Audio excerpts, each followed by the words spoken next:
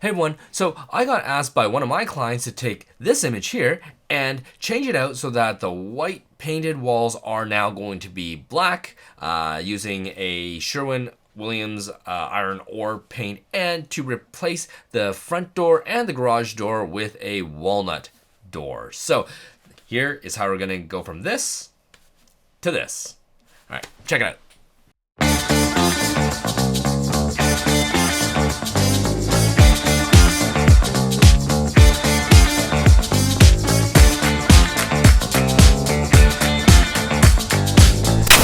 All right, so the first thing that we're going to do is take this house, and unfortunately I wish there was an easy way to just grab all the white paint, but using any of the magic wand tools or the highlight selectors, it really doesn't get it 100%. And so it's actually quite a bit quicker for me on especially a shot like this where everything is squared to use my pen tool. So bear with me as I outline the white areas that we're going to be painting black, okay?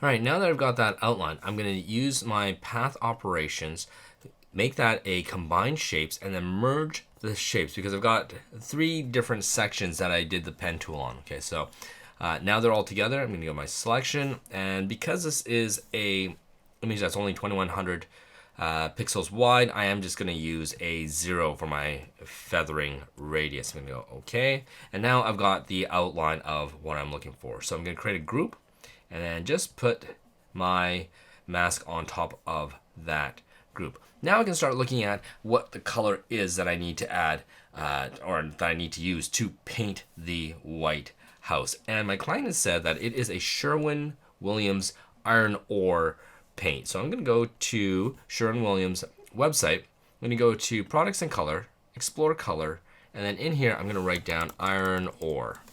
And this is the image of what iron ore is. So let's see now. We can take a sample of what it's going to look like. So I'm just going to take a screenshot of this, and then back in Photoshop, I'm just going to pull that into my work here. So now I can just use my eyedropper and just copy from there. I'm just going to put that in, and here we go. Let's, first off, I'm just going to put it into my group there. I'm going to expand it. I'm going to create a new layer. And let's go back to this layer here. I'm going to go I for my eyedropper. Zoom right in. I want to grab, let's grab that darker color that's in the shadow there. I'm going to go up to my layer here. Press on G for my bucket tool. And I'm just going to fill that in. Now, there we go. It looks like it's got the right coloring there. It's covering all the places I need to. And here is where we change how the layer is blended by going to, not to color, because you'll notice that by changing it to color, the white behind it is not actually doing anything. It's not getting actually any darker. So instead, I'm going to go up here to multiply. All right, so I multiply that. And all of a sudden, that White House is now a Sherwin-Williams iron ore house. Now, I am going to have to mask out these windows here, and luckily with this image, this is a square straight-on image, and for the most part, my windows are easily masked out using my square marquee tool. So I'm just going to do that quickly here. And now that I got my windows masked, I'm just going to go up to my layer here and click on B for my brush. And I'm just going to fill those back in. There. And that looks pretty good there. Okay. And we've now painted the exterior of our house. All right, that looks good. Now, next step, let's do the garage door and the front door and make those into a wood pattern. So first thing I'm going to do is I'm going to start outlining those as well. Okay, so I'm going to use my pen tool and grab it from there.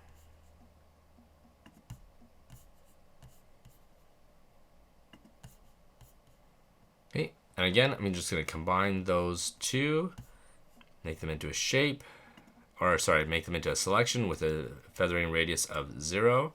I'm going to go OK. I'm going to create a new group, and I'm going to add my layer mask on top of it.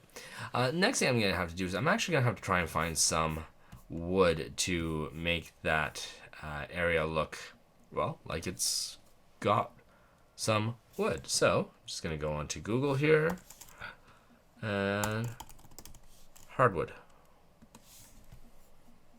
images, and let's take a plank that we like. I think it's supposed to be walnut, so walnut doesn't tend to have too much variation in the wood. Go, oh look, we've got walnut right there.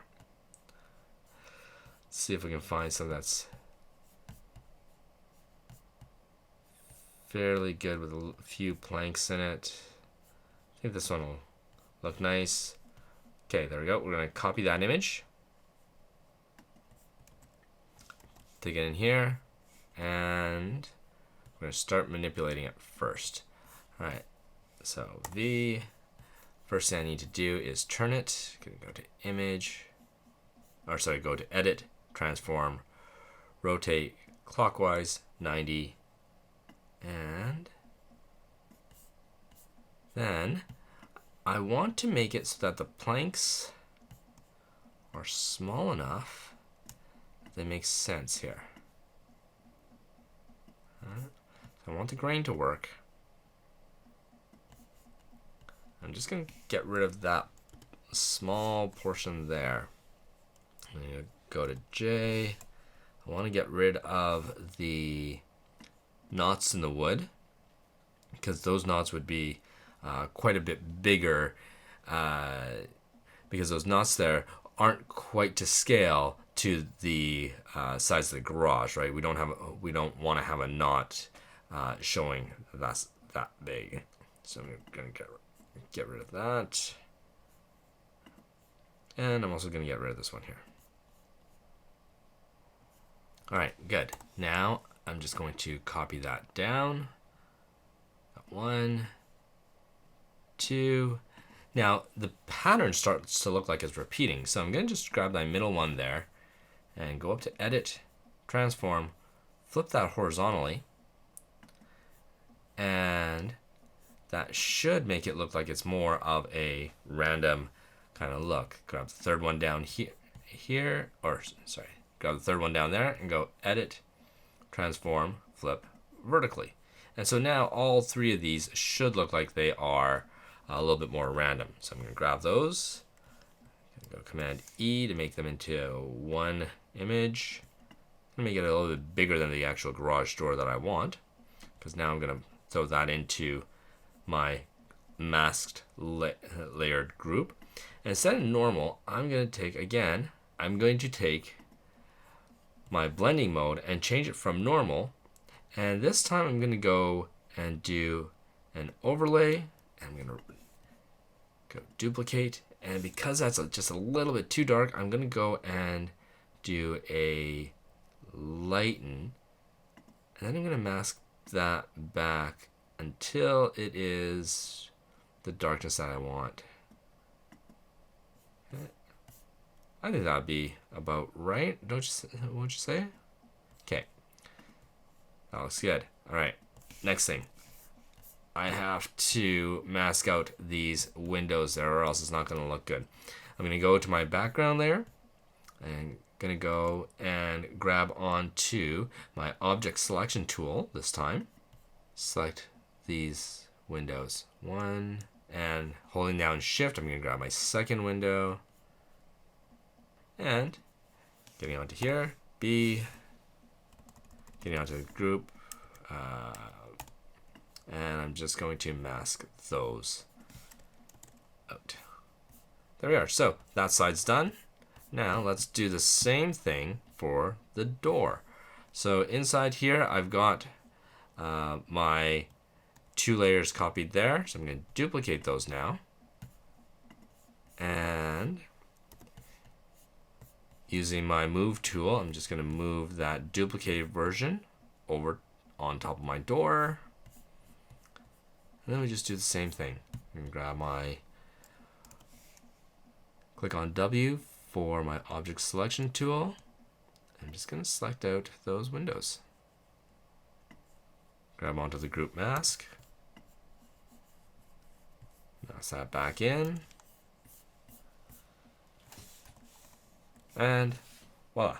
Now we have our house done with the door and the garage door replaced with a walnut finish and the house finished in Sherwin-Williams iron ore. So to see the before and after of that house. All right, if you have any questions, let me know, put it in the comments, and I'd love to hear if you have any requests for how to Photoshop something. All right, talk to you soon. Thanks for watching. If you have any comments, questions, put them below, and be sure to click on like, subscribe, and click on that little bell to be notified every time we put up new content. And I am happy to announce that our online real estate photography course is now done, and it is ready for you. Just go to www.robmaroto.com and use a coupon code that is in the show notes here to get yourself a nice little discount. All right, see you later.